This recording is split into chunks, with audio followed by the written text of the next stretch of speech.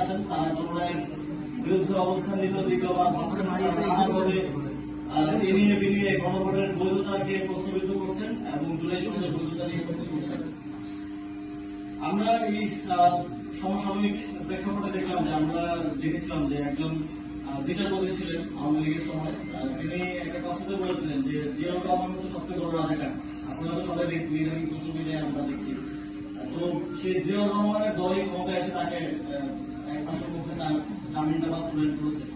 সুতরাং আমরা যে জাতীয়তাবাদী শক্তি হিসেবে বিএনপিকে চিন্তাম, আমরা সেই বিএনপিকে এখন আসলে চিনতে পারছি না। আমরা আমাদের মনে হচ্ছে যে উদ্ভট উঠে পিঠে চলছে স্বদেশে একটা কথা আছে না, যে ক্ষমতায় আছে একজন কিন্তু কে চালাচ্ছে পেছন থেকে তার কাজকর্ম বোঝা যাচ্ছে না যে আসলে সেই নিজেকে পরিচালিত করছে, সে দেশটা চালাচ্ছে না কোনো কেউ এই দেশটা চালাচ্ছে। না হলে আমরা এরকম জিয়াউর রহমানকে সবচেয়ে বড় রাজাকার বলা, তারপর বিভিন্ন সময়ে যাদেরকে আমরা দেখেছি যে বর্তমান প্রধানমন্ত্রী তারেক রহমানকে নিয়ে কোনো বক্তব্য করেছেন, খালেদা জিয়াকে নিয়ে নোংরা বক্তব্য করেছেন, তাদেরকেই এখন সাথে নিয়ে ঘুরে দাঁড়ানো, এই জিনিসগুলো খুব অস্বাভাবিক লাগে আর কি আমাদের দেখতে।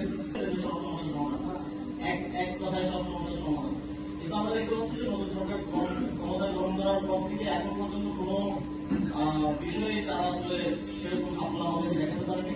যদিও আপনারা বললেন যে ইস্টারের একটা বিষয় বাস্তবায়িত হয়েছে, আসলে বাস্তবায়িত হয়নি। পাইলট প্রজেক্ট আমি দিলাম, সেটার একটা ছোট অংশ দিয়ে শুরু করাটা এটা 5 দিনেও করা যায়, এটা এত বড় কোনো সাফল্য নয়। বাস্তবায়িত হলে তারপর আমরা বলতে পারবো, যদিও সেগুলো বলেও এজেন্ডা আমাদের।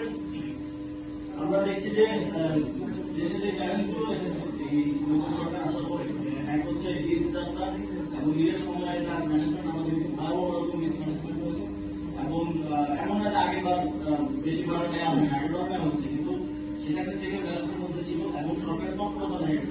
আমরা বলছি আমাদের দিকে মানে এখন যে প্রবলেমটা আছে আমরা বেশি হচ্ছে, আমরা চেষ্টা করতেছি কমানো না, আমাদেরকে সহযোগিতা করুন।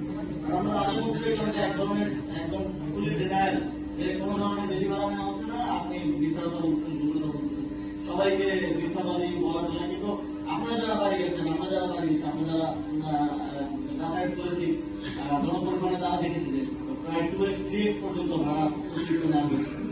আমরা এই যে এখন যে তেলের সংকট দেখছি, আমি সরকার থাকা অবস্থা আমি গভর্নমেন্টের যে পারচেস কমিটি আছে সেটার মেম্বার ছিলাম এবং গভর্নমেন্টের পারচেস কমিটিতে প্রায় প্রতি পারচেস কমিটিতে যে জিনিস মনোযোগ তেল এবং গ্যাসের আমাদের অনুমতি দেয় যে এত ব্যারেল তেল এতটুকু গ্যাস এটা আপনাদের অনুমতি দেয়, কারণ যেহেতু টাকাটা ব্যাংকের রিজার্ভ থেকে যায় ফলে ওইটা সরকারের একটা অনুমতি লাগে যে কোনো প্রতিষ্ঠান এটা দেশের বাইরে থেকে আমদানি করার। তো সেখানে সবসময় 2 মাসের পরবর্তীতে অথবা 3 মাস পর সারা আমাদের এটা এভাবেই হয় যে 3 মাস পর্যন্ত সারের মজুদটা বা 6 মাস পর্যন্ত সারের মজুদটা সিকিউর করে আমাদের প্ল্যানটা করা হয় বা অনুমতিটা দেওয়া হয়।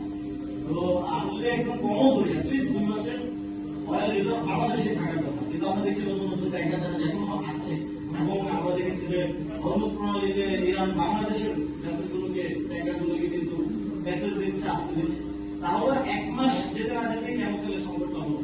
আপনি নিশ্চয়ই কেউ মজুত করছেন, নিশ্চয়ই যে বড় বড় কোম্পানিগুলোকে সরকার আমদানির অনুমতি দেয় তারা এবং তাদের যারা ভেন্ডর আছে তারা মজুত করছে। কিন্তু আপনারা দেখেন যে সরকারের এখন পর্যন্ত এত অভিযান চালানো হয়, কোন বড় প্রতিষ্ঠানের তেলের মজুদে কি এখন পর্যন্ত অভিযান চালানো হয়েছে কিনা, বা সেটা সিজ করে বাজারে উন্মুক্ত করা হয়েছে কিনা, বা তাদেরকে বাধ্য করা হয়েছে কিনা বাজারে তেলটা উন্মুক্ত করার জন্য করা থাকে না করা হওয়ার একটাই কারণ হতে পারে, সেটা হচ্ছে তাদের সাথে আপনাদের যোগ সাজস আছে, আপনাদের মসজিদের বোঝাপড়া আছে যে তুমি 5 টাকা যদি 10 টাকা বিক্রি করো তাহলে 2.5 টাকা আমার 2.5 টাকা তোমার সিম্পল ইকুয়েশন। এটা বোঝার জন্য অনেক বেশি জ্ঞানী